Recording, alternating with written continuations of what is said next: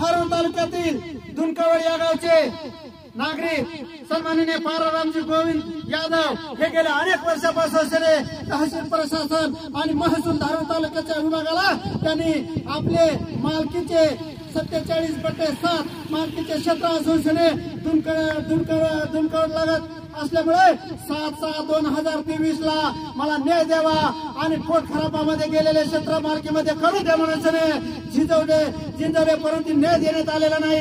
त्यांनी आत्महत्याचे पत्र दिले। त्यातून पुढे तहसील विभाग, तलाठी, ग्रामसेवक आणि सदर महसूल विभागाने स्पॉट पंचनामा करण्यासाठी सदर पंचनामा केला आणि त्यांचा पंचनामा देखील योग्य गृहीत धरण्यात आला। परंतु भू अभिलेख माध्यमातून कार्यालयाच्या माध्यमातून त्यांना 4.5 लाख रुपये फीस भरा आम्ही आकारणी करू म्हणून अशी जुलमी राजवटच्या माध्यमातून त्यांना सांगितले जात आहे। तरी आत्महत्याचे पाऊल उचलण्याच्या अगोदर पारारामजी यादव यांचे पोट खराबामध्ये गेलेले मालकीचे क्षेत्र आमच्या नावाने करू देण्यात म्हणून शासनाच्या विरोधामध्ये दावा करीत आहे। परंतु शासनाला त्यांची दयामाया येत नाही, कारण याच्या अगोदर त्यांनी अनेक प्रकारे मला न्याय द्यावा म्हणून अर्जा बारबांडकारी केले, परंतु शासन योग्य प्रकारे पाऊल उचलत नाही। तरी 15 दिवसाच्या आत महसूल विभाग, तलाठी आणि धारोळचे तहसीलदार यांनी पोट खराबमध्ये गेलेले क्षेत्र मालकीच्या करून माझ्या नावे करण्यात यावी अशी वारंवार विनंती केली। माझी परिस्थिती अत्यंत गंभीर आहे, मी कष्टाळू असल्यामुळे मी एवढी फीसच आकारणी भरू शकत नाही। तरी हे जुलमी शब्दाच्या माध्यमातून 4.5 लाख रुपये मी कशा प्रकारे भरू म्हणून तिथे आत्महत्याकडे पाऊल उचलण्याच्या अगोदर त्यांना न्याय देण्यासाठी तहसील प्रशासनाने पाऊल उचलावे। तरी सदरील शेतकरी पारारामजी गोविंद यादव आपण त्यांनाच विचारू, आपण हतबल झालेला आहे आणि प्रशासनाच्या माध्यमातून आपण देखील हात जोडलेले असल्यामुळे न्याय देण्यासाठी, न्याय मिळवण्यासाठी आणि माझ्या मालकीचे क्षेत्र माझ्या नावावर करावे म्हणून दावा फोडीत आहे। परंतु आपल्याला न्याय मिळत नाही। तरी आपल्याला न्याय मिळावा म्हणून आपल्या माध्यमातून शासनाला काय सांगू इच्छिता? मी पाराराम गोविंद यादव, मी 7/6/2023 रोजी तहसीलला अर्ज केला होता। माझ्या पोट खराबामधील जमीन डांबरी लगत गावा शेजारी 47/7 मधील 23 गुंठे 43 आर पैकी माझी खरेदी 43 आर आहे आणि त्यापैकी 20 गुंठे पोट खराबात लावली मेन रोड लगत असताना। मी तहसीलला गेलो, तहसीलदार साहेबाला बोललो, पुन्हा भूमी अभिलेखला गेलो। भूमी अभिलेखचे साहेब म्हणले मोजणी फीस भरावी लागते।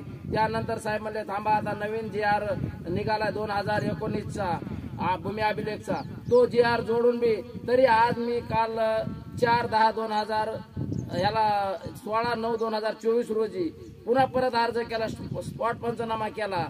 भूमी अभिलेखवाल्याकडे गेलो तर त्यांनी लेटर दिलं की याची आम्हाला आकारणीच करावी लागते, की तुमच्या इथं नाला आहे, 2-3 किलोमीटर अंतरावर खाली नदी आहे, ती नदी माझ्या रोड लगतच्या जमिनीला टाकली। त्यांनी दाखवते तुमच्या नाला, तुम्हाला जमीन मोजावंच लागेल।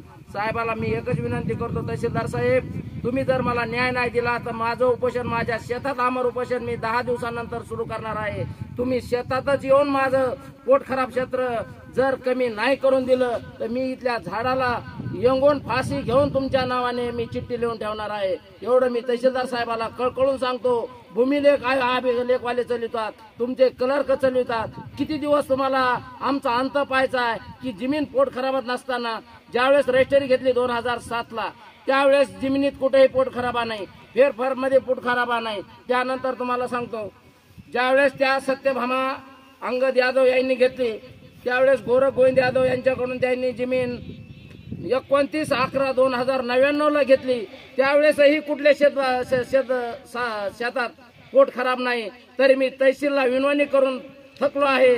याचं मी मुख्यमंत्री यांच्याकडे पण तक्रार केली तरी याची कोणी दखल घेत नाही। यासाठी मी आता अमर उपोषण हे शेतातच चालू करणार आहे आणि इथं येऊन तहसीलदार साहेबांनी स्वतः माझी जमीन कुठं पोट खराब ही दाखवावी आणि मला न्याय देण्यात यावा एवढी मी कळकळून विनंती करतो। एवढं बोलून संपवितो।